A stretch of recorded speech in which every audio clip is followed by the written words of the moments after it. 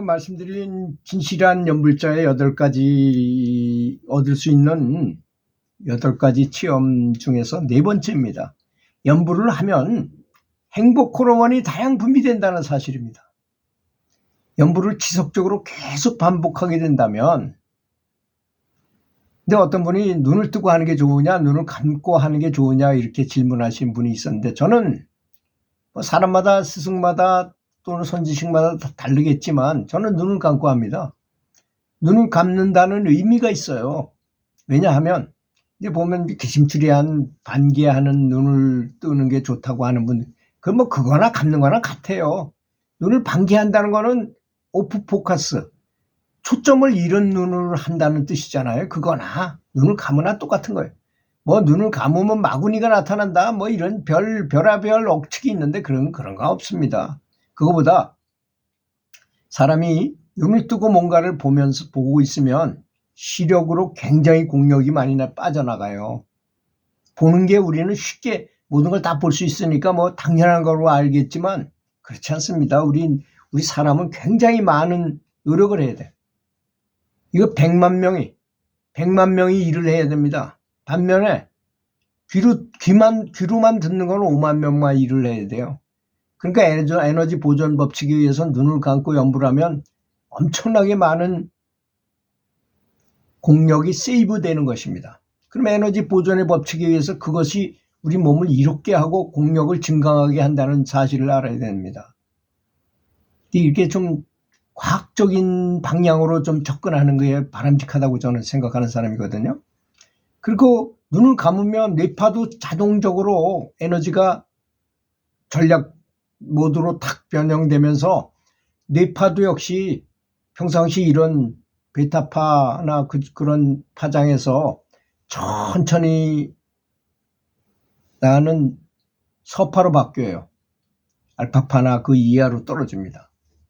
그러니까 행복 호르몬이 또 분비가 돼요. 그렇게 되면, 그런 상태에 가면 저절로 행복 호르몬이 세트로 딱 분비되게 돼 있습니다. 이게 계속 이렇게 연불을 반복적으로 하면 어떻게 될까요?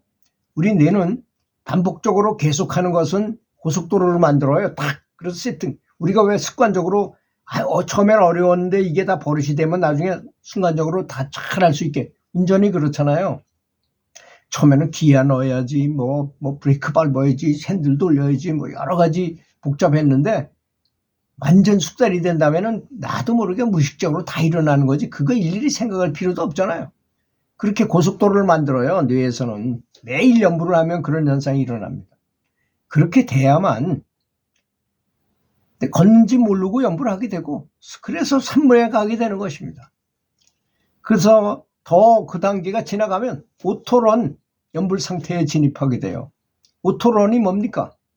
내가 굳이 뭘 연불하려고 안 그래도 나도 모르게 이미 연불하고 있어. 내가 간절한 마음을 가졌어. 항상 세상이 허망하다. 내가 죽을 때를 대비해서 연불을 열심히 했는데 어떨 때는 연불 전혀 생각도 안 했는데 나도 모르게 연불하고 있더라 이거야. 나는 연불을 완전히 잊어버렸어. 근데 저절로 마음속으로 연불이 돌아가. 참 그런 희유한 경지에 이르게 된다는 것입니다. 오토런 상태에 진입하도록 노력해야 된다는 것입니다. 또는 어떤 분은 난 잊어버렸는데도 그냥 부처님 모습이 나타나거나 화신불이 나타나면 말도 걸기도 하고 막 그래요. 그런 현상이 일어나기도 하게 됩니다. 이러한 상태에서 공덕이 쌓이게 되는 것입니다. 그리고 행복감은 정말로 높아져요. 머리가 맑아지고, 또 가끔씩 가다가 어떤 정말 신기한 그런 지혜가 떠올라요. 문득문득. 저는 그런 지혜가 떠올라가지고 이렇게 글을 많이 쓴 것입니다. 제가 오랫동안 글을 썼더니, 또 강연도 오랫동안 했더니 사람들한테 강연할 때 뭔가 공감을 주지 않으면 나를 안 불러요. 강사를 안 불러요. 그러니까 굉장히 노력하게 됩니다. 많이 생각하게 돼요. 연불하면서도 계속 뭔가를 하나를 주제를 가지고 연불할 때도 많아요.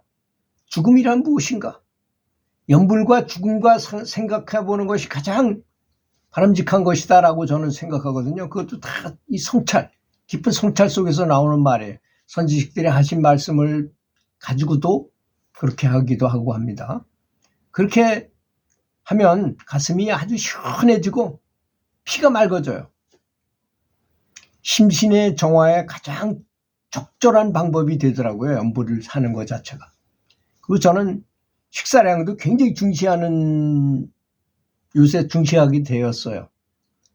얼마 전에 채식을 하는 사람이니까 뭐 단백질이 부족하지 않겠느냐, 뭐가 부족해 이런 걸 걱정했었는데 지금은 다 놓아버렸어요. 또 간식도 많이 먹었어요. 근데 어떤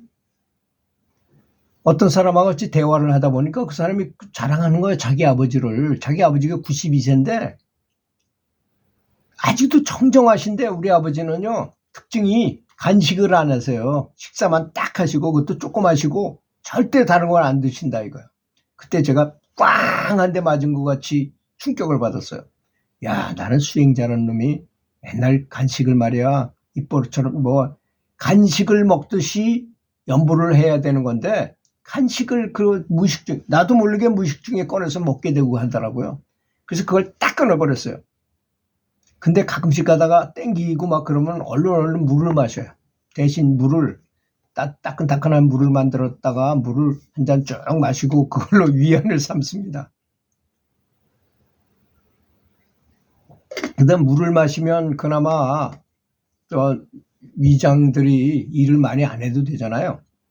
그래서 이게 다 연결되어 있는 거잖아요. 사람이라는 게 식사량을 조금 하고 안 먹는 게 제일 좋지만 안 먹으면 살 수가 없잖아요. 뭐 태양식이라고 뭐 그런 것도 그 식사를 안 하고 사는 사람도 있어요. 있기는. 근데 그거 하다 죽는 사람도 있어요. 또 그거 하다가 그러면 그렇게까지는 하고 싶지 않고 식사를 줄여 그리고 간헐적 단식도 하고 이렇게 하는 건 굉장히 좋다고 생각합니다. 6번째로 연불삼매는 아미타불의 놀라운 공덕에 의해서 계속 연불을 함으로써 부처님이 나를 도와주면서 행복 호르몬이 분비되고 아주 최적화 상태가 돼요. 뇌 속에가. 그런 분해 속의 상황에 따라서 결국 연불삼매를 얻게 되는 성자가 된다는 것입니다. 그리고 부처님이 눈앞에 서 계시는 모습을 보게 됩니다. 또는 부처님이 직접 설법하시는 것을 듣게 되고 질문하시면 답변도 하고 이런 답변을 들을 수도 있게 된다는 것입니다. 또는 극락세계를 직접 방문해서 구경시켜 주시기도 해요. 부처님이. 모든 우주와 세상의 의심이 다 풀리게 되고 지혜의 창고가 열려서 모르는 것이 없게 무불통지하게 된다는 것입니다. 7번째, 죽은 조상들이 천도되는 광경을 보게 되는데요. 이거는 꿈에서도 보이고 또는 생시에서도 언뜻 느껴지기도 하고 또 어떨 땐 보지 않고 그냥 그랬다는 것이 느껴져요. 확실히 느껴지는 거예요. 그런데 뭐 그냥 대충 그런 게 아니라 확실히 알게 되는 경우도 많이 있습니다. 마구니들도 나쁜 사람은 싫어해요. 깡패도 자기 같은 깡패는 매너가 안 좋은 사람을 안 좋아해요. 깡패도 좋은 사람을 좋아합니다. 그렇지 않습니까? 그래서 빛으로 가득 찬 연불자를 아주 좋아하게 됩니다. 근데 그들은 연불자가 무서워서 감히 다가오지 못해요. 다가오는 존재들은 선한 영가들입니다. 그 선한 영가들은 주변에 와서 그냥 영향을 받으면 좋아지는 거죠. 그냥 굳이 뭐 내가 뭘 어떻게 하려고 하지 않아도 저절로 내 빛에 의해 부처님의 빛에 의해서 그들이 천도가 된다는 것입니다. 마지막입니다. 내가 연불을 아주 열심히 하게 되면 시방 3세 제불. 시방 3세 제불이 뭡니까? 10방향, 8방, 위아래까지 해서 10방이 그다음 모든 방향이란 얘기죠. 모든 방향에 우주에 엄청나게 많은 부처님들이 계세요. 그 부처님들이 모두 크게 환영하신다는 것입니다. 너 이제 고향에 돌아오려고 그러는구나. 응원하고 격려하고 박수치고 그럽니다. 사람의 삶은 마치 어항 속에 갇힌 금붕어처럼 모든 것이 녹화되고 모든 것을 이런 부처님, 그런 높은 세계에 계신 부처님들이 낱낱이 들여다보고 있음을 알아야 할 것입니다. 그래서 사람은 나 혼자 있는데 아무도 모르는데 내가 죄를 좀 진다. 고기 좀 먹으면 어떻겠냐 이렇게 생각하죠. 고기를 안 먹다가 3년만 안 먹어보세요. 고기 냄새를 맡지도 그렇게 역한 거를 입에다 집어넣어요. 이 다른 사람은 전혀 모르는 사실입니다. 이런 거는. 어촌에 가잖아요. 한국. 그 고기 냄새가 비린내가 얼마나 나는지 거의 있기가 곤란할 정도예요. 다른 사람은 그 냄새가 좋고 그걸 사러 가요. 비싼 돈 주고 사잖아요. 술 먹는 거요? 친구들하고 같이 술을 먹어보니까 지금은 전혀 그런데 가지도 않지만 젊을 때 같이 어쩔 수 없이 같이 술 마시는데 앞에 있어 보면 영역이 떨어지는 게 뚝뚝 떨어지는 게 보여요. 눈앞에서. 그러면 나중에 그 친구가 취하면 나도 취한 것 같이 멍해져요. 사람이 멍해져. 술이 그렇게 영혼을 다운시키는 역할을 합니다. 그래서 술도 먹지 말아야 되고 그 술과 고기, 담배 이런 걸 하지 말아야 된다는 의미인 것입니다. 들어주셔서 감사합니다.